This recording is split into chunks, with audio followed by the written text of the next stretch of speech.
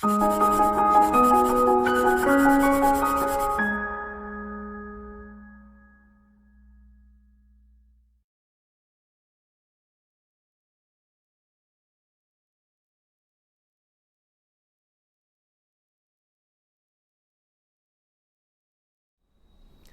friends, welcome to ProTalent, and this is our 10th session on Law of Torts. I'm sure all of you must have enjoyed the journey of Law of Torts. We are on 10th session. I'm going to make a couple of more videos, and that is where we'll be closing our Law of Tort. But here we are starting with this Law of Tort session number 10, where I'm going to discuss about the nervous shock and trespass.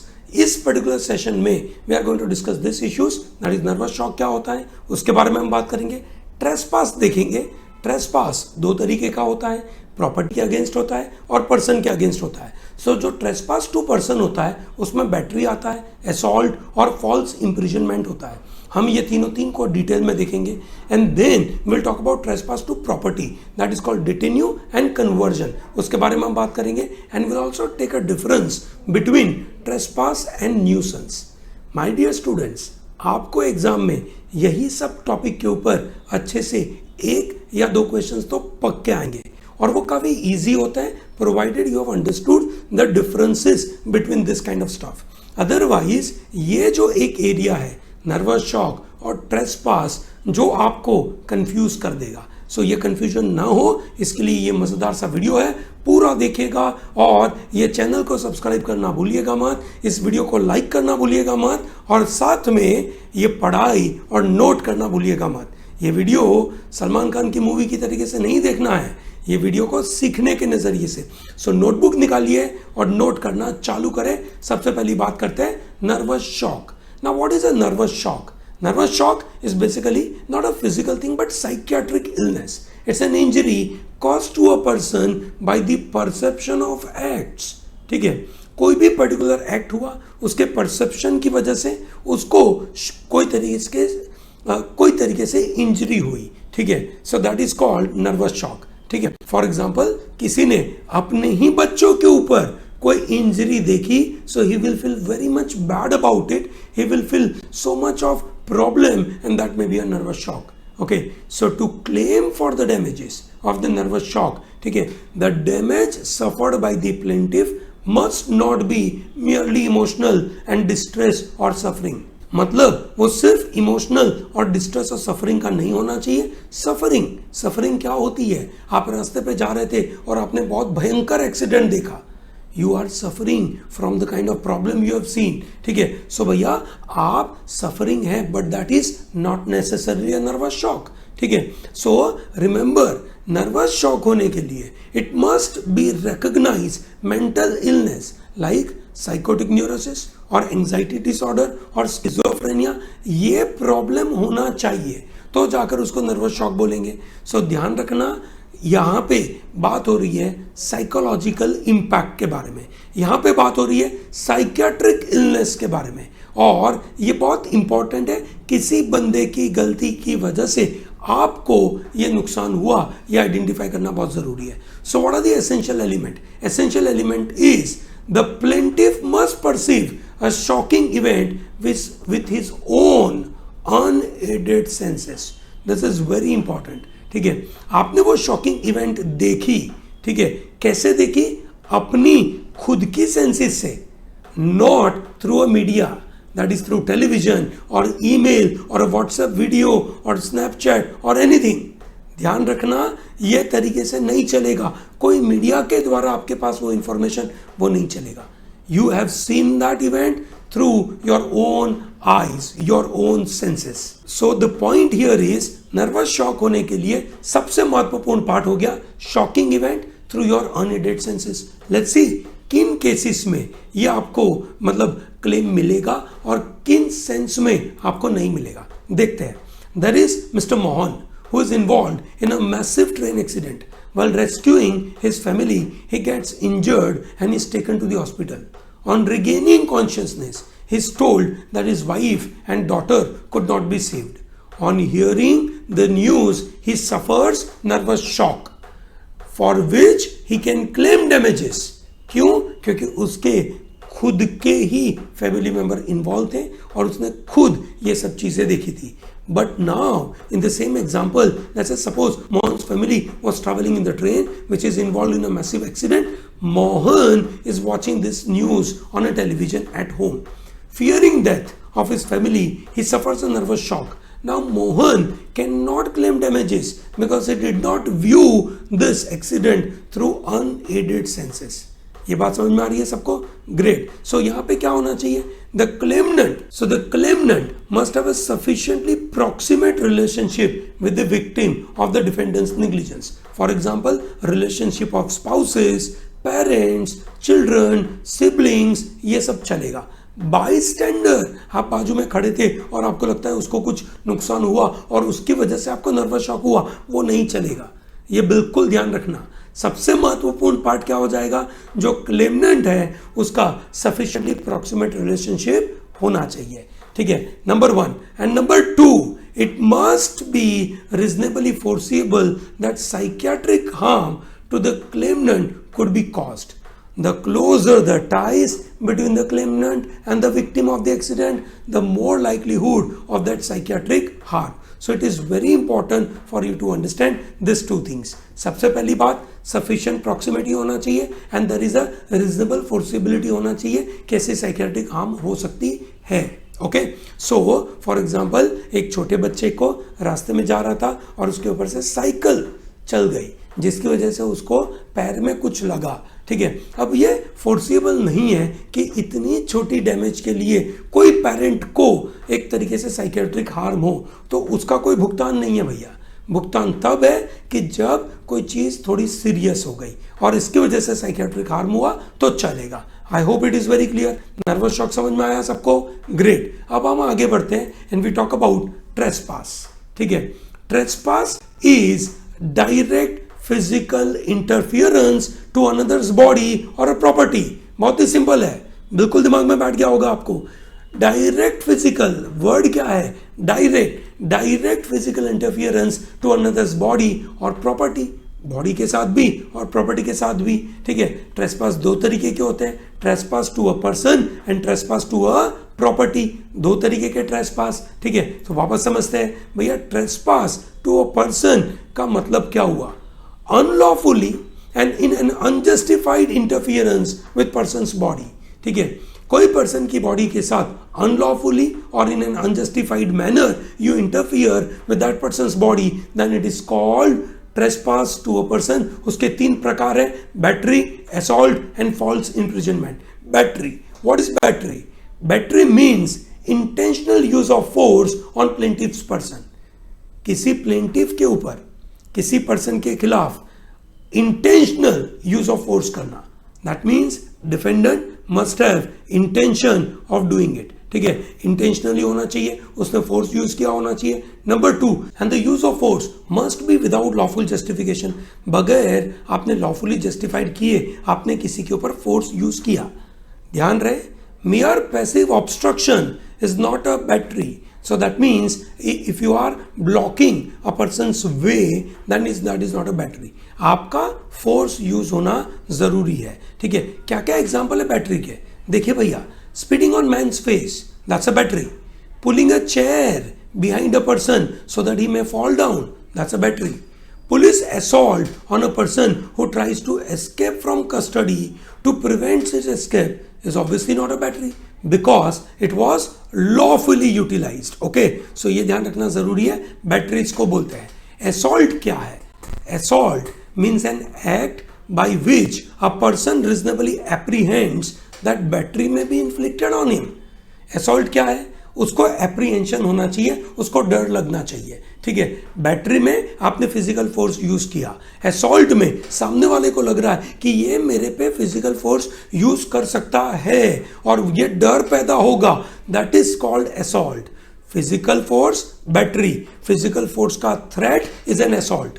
So threat to use force by the defendant, that's the number 1 condition. Number 2, there has to be reasonable apprehension of battery. सामने वाले plaintiff को ये लगना चाहिए कि सामने वाला बंदा मेरे पे एक रिजनेबली फोर्स मतलब बैटरी तक का काम करने के लिए तैयार हो रहा है. The defendant must have the ability to inflict the battery.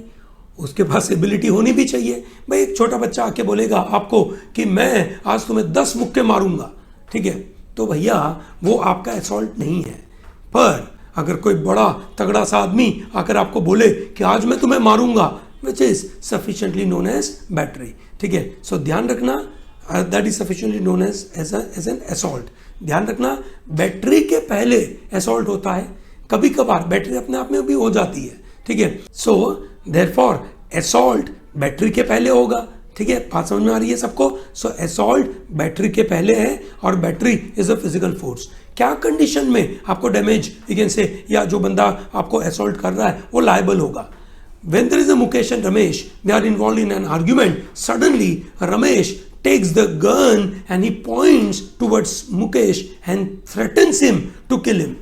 Therefore, Ramesh is guilty of assault. क्यों? वो फिजिकल फोर्स यूज करने वाले थे, बंदूक दिखाए। Now, कौन से केस में he will not be liable? Let's say Mukesh is involved with an argument with a James who is 65-year-old frail man, weak आदमी है। James wants Mukesh to behave properly or else he will mercilessly beat him. An old guy who's a frail guy, very weak guy, he says कि मैं तुम्हें बहुत मारूंगा, ठीक है। Here James is not guilty of assault because in the given scenario ये जो threat एक बूढ़े आदमी से आ रहा है which is कोई भी एक रीजनेबल आदमी उसको रीजनेबली अप्रिहेंड नहीं कर सकता कि आदमी उसको मारेगा। उसको लगता है कि आदमी सिर्फ उसको एक तरीके से थ्रेटन कर रहा है और वो थ्रेटन से भी कुछ होने वाला नहीं है। So therefore the defendant is not liable in this scenario. I hope it is very clear.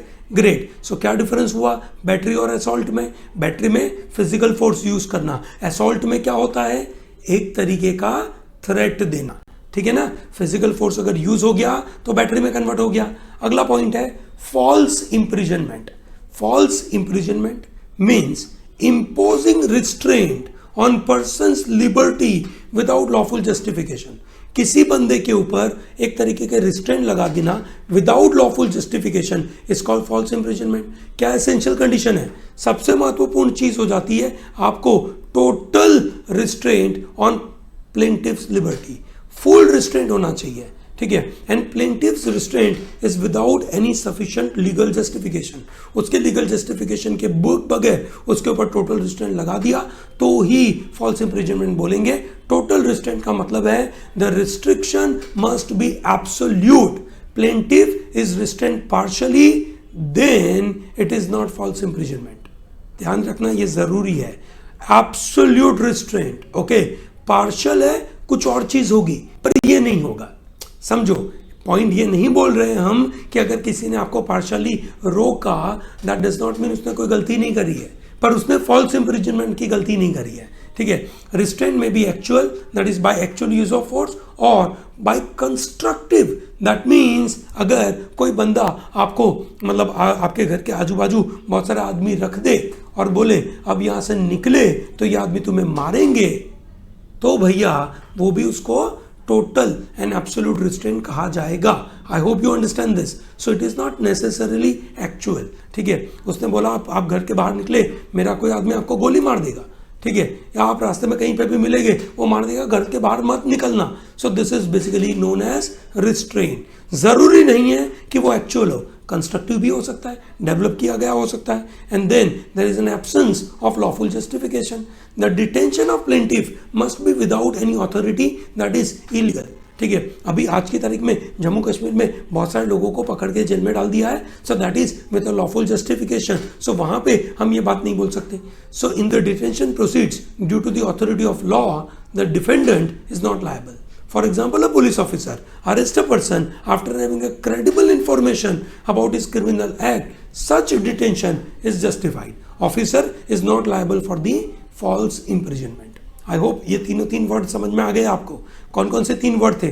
Battery, assault और you can say false imprisonment. ये तीन चीज क्या थी? Trespass to a person. Now we will discuss about you can say trespass to the land. Interference with another person's land without lawful justification constitutes law of trespass, ठीक है। This is tort of trespass. A person who enters land of another without his permission is called trespasser, ठीक है। क्यों भैया? भाई हर एक बंदे को अपनी प्रॉपर्टी प्रोटेक्ट करने का अधिकार है और दूसरे बंदे को उनकी प्रॉपर्टी में आने से रोकना वो उनका अधिकार है. So every invasion of a private property, however it is minute, is basically a nuisance, and thereby actual damage or loss of plaintiff is not required, but such interference must violate legal right of the possession of the plaintiff, and thereby it must be stopped. ठीक है, जरूरी नहीं है कि हर एक violation will end up getting into compensation, but it must be stopped. ये बहुत जरूरी है. ठीक है, तो इसलिए ये महत्वपूर्ण पार्ट क्या हो गया कि आपको ट्रेसपास ऑफ लैंड से करने से किसी को रोकना है, आप उसके ऊपर इंजंक्शन लगा सकते हो, आप उसको रोक सकते हो. ठीक है, सो कुछ इलिस्ट्रेशन देखते हैं. For example, if I let trees in my garden overhang on the compound of my neighbour, obviously I am causing nuisance to him. In this case, there is no physical damage, but I have violated his legal right to exclusively enjoy his possession of his land. So, this is an example of injuria sine damnum. Without damage, there is a legal injury. But suppose I throw a stone in my neighbor's house and I damage his window. I have caused nuisance, but here I have not just only done legal injury but physical injury as well. So in this scenario it is a trespass. ठीक है, so nuisance से थोड़ा ऊपर हो गया और ये हो गया trespass. So you may be asking, sir, what is the difference between a trespass and a nuisance? Simple है. Trespass is an interference with the possession of land in a direct manner with some tangible object, while in nuisance interference is indirect and consequential. ठीक है, for example अगर मैंने मेरे neighbour के घर में एक पत्थर फेंका, that is a trespass, but मेरे घर में से कुछ धुआं निकला और वो धुआं है ना बाजू वाले बंदे को थोड़ा इरिटेट कर रहा है, so then that is a nuisance. ठीक है, for example let's say you are smoking in one room, ठीक है, in that is in your house, और बाजू वाले के यहाँ पे धुआं जाता है, दैट इज अ न्यूसेंस. पर अगर मैं कूड़ा कचरा ही बाजू वाले के घर पे फेंक रहा हूं, so that's a trespass. I hope it is very clear. Great. अब हम बात करते हैं ट्रेसपास टू गुड्स. ठीक है, so there is unlawful interference with the goods और मूवेबल प्रॉपर्टी. देखो भैया, इमूवेबल प्रॉपर्टी है ना, इमूवेबल प्रॉपर्टी में तो घुस जाना है, दैट इज ट्रेसपास. आप उसको कुछ अलग से कर नहीं सकते हो. ठीक है ना, आप उसके घर में घुस गए है ना, आप उसकी बिल्डिंग में घुस गए, ठीक है, तो that is all those are called trespass. But when there are movable property, तो कैसे ट्रेसपास होगा? दो तरीके का, एक होता है डेटिन्यू और दूसरा होता है कन्वर्जन. डेटिन्यू मतलब है wrongful detention of plaintiff's goods by defendant is called detinue. So the plaintiff can sue defendant to claim the goods back. कैसे होता है डेटिन्यू? समझते हैं. The word came from a French word called detinue, which means to hold back. To define tort of detinue, ठीक है, it is very important that we are talking about goods और chattel, और that means movable property. ठीक है, हमने हमारी कोई चीज किसी को दी. एक एग्जांपल देखते हैं. रमेश ने अपनी किताब उसके फ्रेंड आकाश को दी to help him with his exam. Akash was to return this book after the exam. Exam खत्म हो गई, रमेश ने किताब मांगी आकाश से, आकाश बोलता है मैं नहीं दूंगा, so that is a case of detinue. Bharat में ऐसे डेटिन्यू केसेस के लिए special you can say law है which is called specific relief act 1963. उसके द्वारा ये सब चीजें मिलती है, ध्यान रखना. This is called detinue. अब आता है अगला which is called conversion. Conversion में क्या होता है? कन्वर्जन में अगर मानो रमेश ने आकाश को किताब दी, ठीक है, और उसने आकाश ने उस किताब में जैसे अपनी खुद की किताब होती है वैसे उसमें अंडरलाइन करना चालू करा, कुछ नोट बनाना चालू करा, है ना, किताब के आगे अपना नाम भी लिख दिया. ठीक है, now that is called conversion.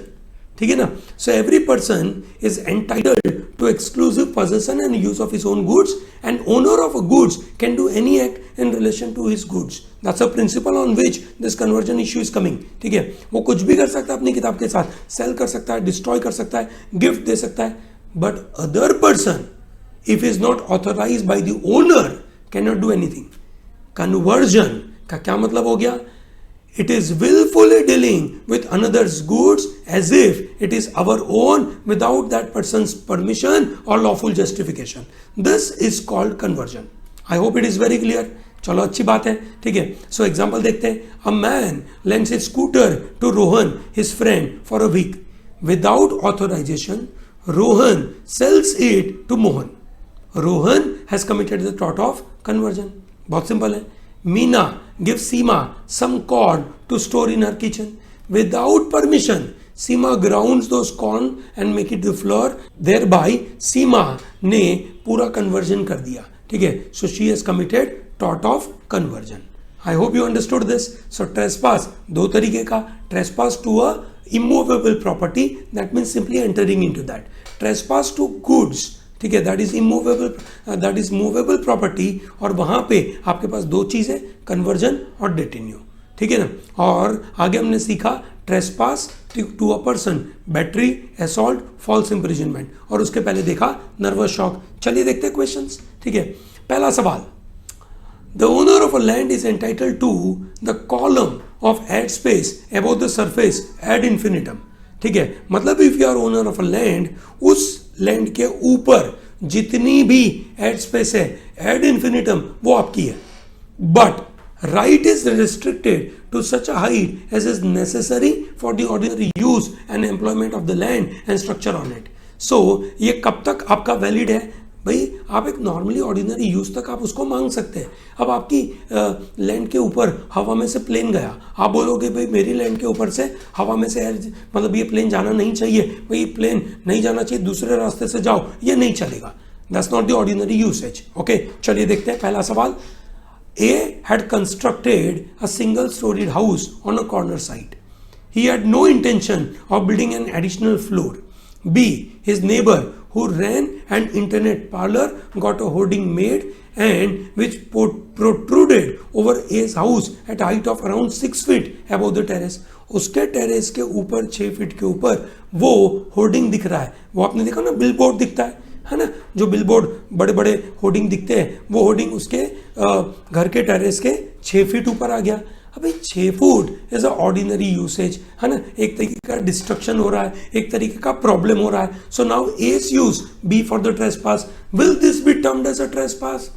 Definitely yes, ठीक है। 6 feet is the reasonable use. Plane जाता होता तो हम नहीं बोलते। सो आंसर क्या होना चाहिए? ठीक है, यहाँ पे आंसर हो जाएगा trespass. A will succeed since B's act amounts to trespass, ठीक है। सो ये बहुत सिंपल सा आंसर है। आगे देखते हैं question number 2। Trespass to land is wrongful and unwarranted entry upon the land of another. So trespass to land is definitely wrongful. For example, A purchased a ticket to watch a movie in a theater.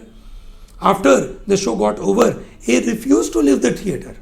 मतलब movie खत्म हो गई, अब वो भाई साहब को वहां से निकलना नहीं है। The owner of the theatre sues A for the trespass. Will it be termed as trespass? भैया वो लॉफुली अंडर तो आया था, पर उसके पास एक लिमिटेड टाइम था, उतने समय तक ही वो वहां पे रह सकता है, उससे ज्यादा वो रह नहीं सकता है। सो देयर बाय, ठीक है, the owner will be successful for this trespass related thing. Yes, he will succeed since A's authorization to remain in the theater ends with the show. सही बात है, ठीक है। ऑप्शन डी पढ़ते हैं। he will not succeed, वो तो answer ही नहीं है, तो आंसर क्या होना चाहिए? सी। परफेक्ट है, काफी इजी है। Let's talk about question number 3। nobody shall make use of his property in such a way as to cause damage to others. अपनी प्रॉपर्टी का यूज गलत नहीं करना चाहिए ताकि दूसरों को डैमेज हो, ऐसा काम नहीं करना चाहिए। Any such use constitutes private nuisance, a wrongful act under law of tort, ठीक है। तो ऐसा कोई भी पार्ट है जो ऐसा कोई गलती करता है which is nuisance and that is a wrongful act under law of tort. देखते हैं ये। Vasan owned a house adjacent to cluster of houses owned by Vardhan. Vardhan was leasing out these houses, whereas Vasan was living in his houses. When Vasan was transferred to another place, he leased out his house to person suffering from AIDS. Fearing the spread of AIDS, the tenants moved out of Vardhan's house. Vardhan requested Vasan to evict AIDS patient and he offered to fix a suitable tenant for Vasan's house if AIDS patient is evicted. मतलब वो चाहता है, वरदान चाहता है कि वासन ने जिस आदमी को रखा है उस आदमी को निकालो वहां से, क्योंकि वो एड्स स्प्रेड होगा और अगर वो निकाल देगा तो वरदान उसको सुटेबल कंपेंसेशन देगा। But Vasan refused, by arguing that AIDS would not spread as feared by Vardhan's tenant. वरदान के टेनेंट जैसे समझते हैं वैसे एड्स तो स्प्रेड होगा नहीं, ठीक है. So Vardan filed a suit against Vasan. Will Vardan succeed? Vardan यहाँ पे जीत पाएगा क्या? ऑब्वियसली वरदान जीत नहीं पाएगा. क्यों नहीं जीत पाएगा? ठीक है. सो बिकॉज भैया ये एक मिसपरसेप्शन है लोगों के दिमाग में, ठीक है, और इसकी वजह से लोग समझते हैं कि भाई एड्स ऐसे स्प्रेड होगा. उसने कोई गलती करी नहीं है, ठीक है. So therefore Vardan will not succeed. Vardan will not succeed because Vasan could lease his house to whomever he wanted. सबको कर सकता है, पर अगर वो ऐसा कोई डिजीज वाले बंदे को दे जो ऐसा स्प्रेड हो सकता है, उसको वो नहीं दे सकता है. पर वो एड्स वाले पेशेंट को तो दे सकता है, क्योंकि वो मिसपरसेप्शन है, एड्स ऐसे स्प्रेड नहीं होता है. आंसर क्या हो जाएगा? C. Coming to number 4, an unlawful intrusion which interferes with one's person or property constitute trespass. ये तो हमें पता है, ठीक है. अब आता है एक मजेदार सा right. An easement is a right to use another person's land for a stated purpose and has been in the use for quite some time. It can involve a general or a specific portion of a property. For example, आपने किसी person से easement right लिया है कि आप उस particular person से उसकी प्रॉपर्टी कुछ समय तक यूज कर सकते हो. That is called easement right. Okay, देखते ही.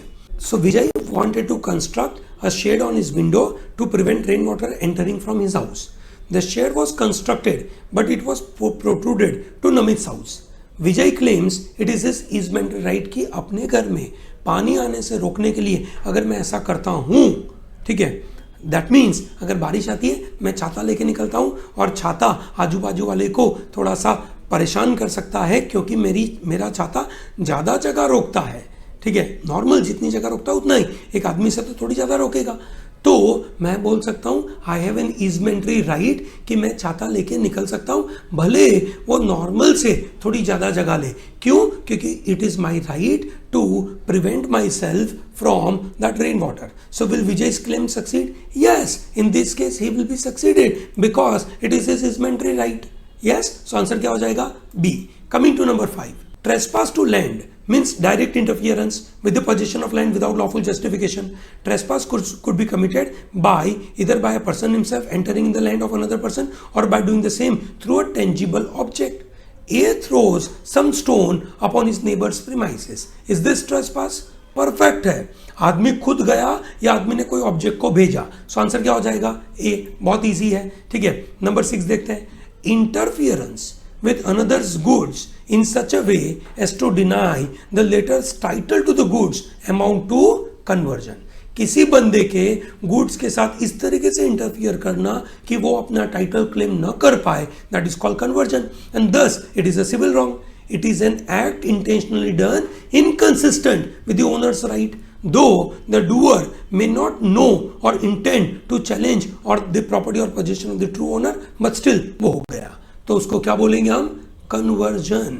इंटेंशन कभी कभार मैटर नहीं करता है, ऐसा इन्होंने प्रिंसिपल में बोल दिया. फैक्ट देखते हैं. R went to cycle stand to park his bicycle. Seeing the stand fully occupied, he removed few bicycles in order to rearrange a portion of the stand and make some space for his bicycle. He parked his bicycle properly and put back all bicycle except one belonging to S. सबकी गाड़ियां रख दी, एक की रहने दी. R was in a hurry and therefore he could not put back the S bicycle. Somebody came on the way and took away S bicycle. The watchman of the stand did not take care of it, assuming that the bicycle was not parked inside the stand.